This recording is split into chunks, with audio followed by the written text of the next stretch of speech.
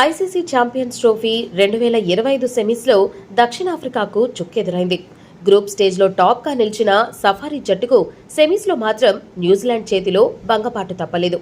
తొలుత బ్యాటింగ్ చేసిన కివీస్ 362 పరుగులు చేసింది. అనంతరం లక్ష్య ఛేదనలో డేవిడ్ మిల్లర్ శతకం బాదిన 312 పరుగులకే పరిమితం కావాల్సి వచ్చింది. దీంతో 50 పరుగుల తేడాతో సౌత్ ఆఫ్రికా ఓటమి పాలైంది. అయితే షెడ్యూల్ కారణంగానే తమకు తగినంత సమయం దొరకలేదని, స్వల్ప వ్యవధిలో దుబాయ్కు వెళ్లి రావడం ఇబ్బందిగా మారిందనే అభిప్రాయం వ్యక్తం చేశాడు.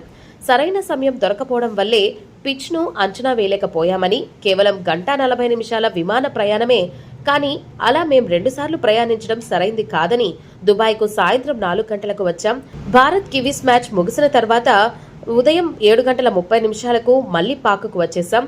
5 గంటల పాటు విమానంలో ప్రయాణించినట్లు కాదు, కానీ ఈ మ్యాచ్కు సన్నద్ధమయ్యేందుకు మాత్రం తగినంత సమయం దొరకలేదు. కేవలం టీమిండియాకు మాత్రమే అనుకూలంగా ఐఏసీ ప్రవర్తిస్తోంది.